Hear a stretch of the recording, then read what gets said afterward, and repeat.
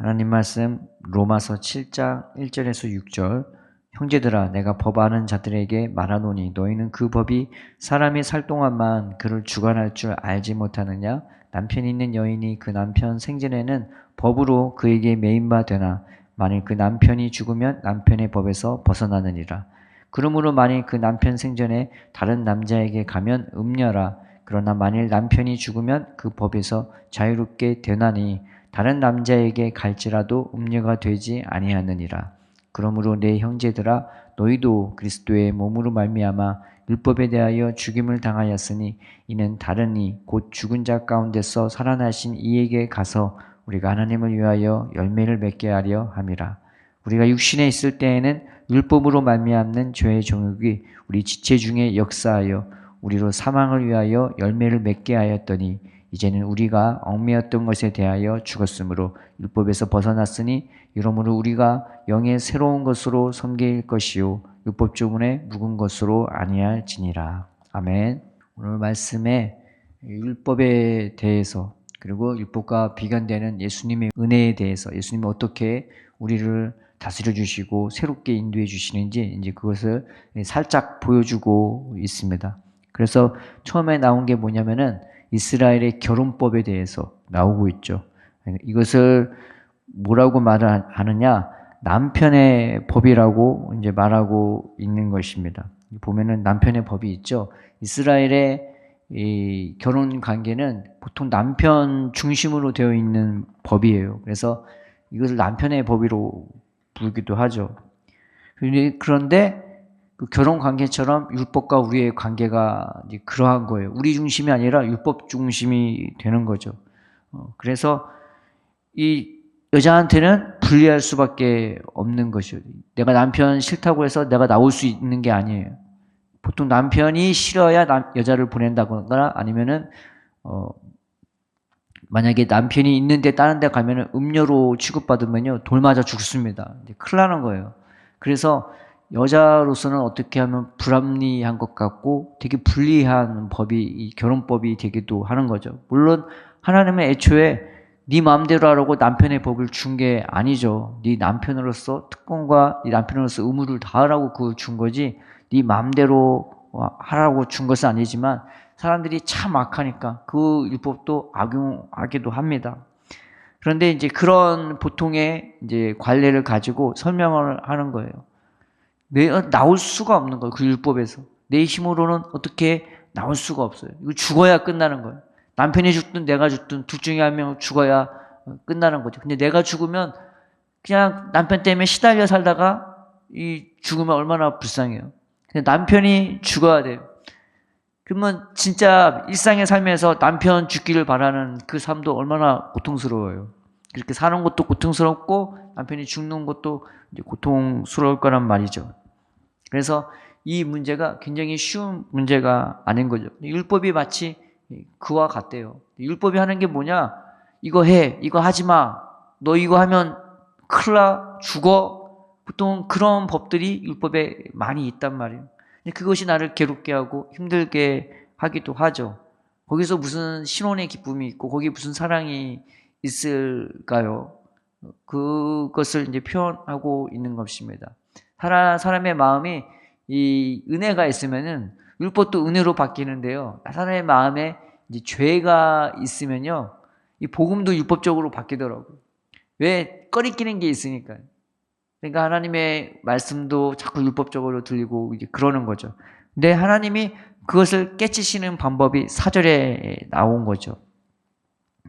뭐라고 나왔냐? 그러므로 내 형제들아 너희도 그리스도의 몸으로 말미암아 율법에 대하여 죽임을 당하였으니 이는 다르니 곧 죽은 자 가운데서 살아나신 이에게 가서 우리가 하나님을 위하여 열매를 맺게 하려 함이라 라고 나와 있는 것입니다. 예수님이 십자가에 못 박혀 죽으시고 부활의 주심으로 말미암아 그 율법에서 받는 모든 그런 저주나 그런 고통이나 그런 사망 선고까지 주님이 다 받으셨습니다. 그러니까 율법하고 율법의 저주나 그 율법의 사망 선고에서 우리로 자유롭게 해주셨단 말이죠. 더 이상 이거 해, 저거 해, 너 이거 하면 죽어 이게 아니라 그냥 예수님의 사랑 안에서 그냥 예수님만 바라보게끔 그렇게 우리를 만들어 주셨다고 이 사절이 말하고 있는 것입니다. 우리가 해야 되는 건 딱 하나밖에 없어요. 예수님한테 가는 것밖에. 예수님만 의지하는 것. 율법은 내가 이것도 알아야 되고 저것도 알아야 되고 이것도 해야 되고 저것도 해야 되고 또 이거 뭐 하면 죽고 뭐 하면 사는지 막 복잡합니다. 그런데 하나님의 율법으로 우리를 다스려 주는 것이 아니라 예수님을 통해서 때로는 내 연약함도 있고 내 부족함도 있는데 그럴수록 예수님은 더 우리를 부르시고 그럴수록 우리는 더 예수님 앞에 나아갈 수 있게 내 연약함도 가지고 나갈 수 있게 내가 잘한 것도 가지고 나가지만 내 연약한 부족한 것도 예수님 앞에 가지고 나가서 예수님의 은혜로 말미암아 사랑으로 말미암아 너 이거 하면 죽어 이거 하면 안 죽어 이게 아니라 예수님의 은혜와 사랑으로 말미암아 하나님을 위하여서 열매 맺을 수 있게 만들어 준다고 말하고 있는 것입니다. 죽은 자 가운데서 살아나신 그 어떤 분도 할 수 없는 바로 그런 은혜로 우리를 살리려고 이 똑같은 일을 우리 가운데 해주시는 것이죠.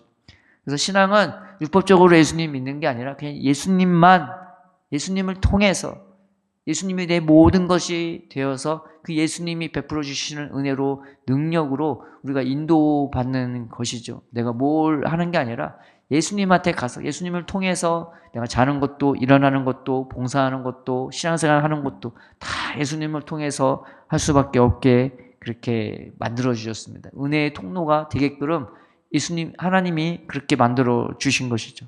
5절에 보면은 우리가 육신에 있을 때에는 율법으로 말미암는 죄의 종욕이 우리 지체 중에 역사하여 우리로 사망을 위하여 열매를 맺게 하였더니 라고 나와 있습니다. 여기서 말하는 육신이라는 것은 뭘 말하느냐? 죄를 욕구하는 이 타락한 이 인간의 본성을 얘기해요. 나 하나님 섬기고 싶은데 내 안에 죄성이 있어요. 예수 믿는 자들에게도 이런 죄성이 있을 수가 있을까요? 없을까요? 있단 말이에요. 왜요? 성령이 충만하지 않으면 둘 중에 하나예요. 하나님을 향해 바라보거나 아니면 세상을 향해 바라보거나 이 죄성이 내 안에 역사하면은 당연히 하나님에 바라보지 않죠. 근데 여기서 육신에 있다는 것은 육체를 말하는 게 아니라 우리 안에 있는 이 인간의 타락한 본성, 죄성, 죄를 사모하고 죄를 향하는 그 욕구를 말하는 겁니다. 그런데 율법으로 말미암아 죄의 종욕이 우리 이 지체 중에서 역사한대요. 왜 그래요? 율법이 하지마, 너 그거 하지마, 보지마, 만지지마 하니까 더 만지고 싶고 더 보고 싶고 더 뭘 하고 싶은 거예요. 이 죄가 그래요. 죄가 있으면 하지 말라면 하지 말랄수록 더 막 그 죄로 내 욕구가 끌려가는 거예요. 그걸 말하는 겁니다. 율법이 나를 그렇게 인도한다는 것이 아니라 내 안에 죄가 있으니까 그 죄를 지적하는 율법을 오히려 역이용해서 이 죄가 막 더 내 안에서 막 화발발 타오르는 거예요. 지금 그걸 말하는 거죠. 우리 스스로는 어떻게 할 수 있는 그게 아닌 겁니다. 그래서 우리에게는 구원이 필요하고 주님의 은혜와 능력이 필요한 거죠. 6절에 보면은 이제는 우리가 얽매였던 것에 대하여 죽었으므로 율법에서 벗어났으니 이러므로 우리가 영의 새로운 것으로 섬길 것이요 율법 주문에 묵은 것으로 아니할지니라 라고 나와 있습니다. 이제는 내가 하나님에 의해 열매 맺는 것이 나한테 달려있는 것이 아니라 예수님 손에 달려있단 말이죠. 예수님이 어떻게 해서 우리를 인도하세요? 영의 새로운 것으로.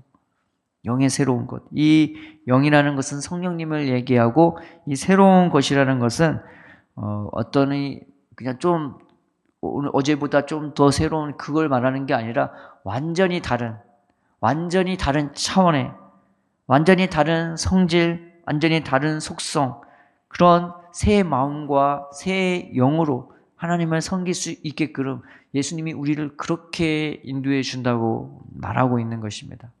이게 제일 정말 중요한 거거든요. 예수님이 우리에게 베풀어 주시는 은혜, 하나님이 예수님을 통해서 우리를 새롭게 하시고 빚어주시는 은혜가 뭐냐? 우리 안에 우리가 이전에 알지 못했던 전혀 다른 이 세상 것이 아닌 한 번도 경험하지 못했고 한 번도 누려보지 못했던 그런 새 마음과 새 영으로 우리가 하나님을 섬길 수 있게끔 만들어 준다는 것입니다. 이 은혜가 정말 좋죠. 이것이 바로 성경 속에서 예언이었던 내가 어떤 한 구원자를 보낼 건데 그 구원자를 통해서 이룰 것을 이사야, 에레미야, 에스겔이 다 보여주고 있는 바로 그 말씀이 되는 것입니다. 이 로마서의 핵심이 되는 본문이기도 하는 거죠. 이제 그 뒤편에서 나오면 7장에서는 죄의 속성에 대해서, 8장에서는 이 성령으로 역사하는 것이 무엇인지 굉장히 자세하게 풀어서 말하고 있는데, 이 말씀을 보면서 하나님, 나가 예수님 앞에 나갈 수 있는 인생이 되게 해달라고, 예수님을 통해서 이 놀라운 구원의 역사가 내 마음과 심령 가운데 임하게 해달라고, 예수님이 우리의 마음을 만져주시기 시작하고 역사하기 시작하면요, 내가 하나님을 바라보는 그 마음조차 주님이 다스려 주세요.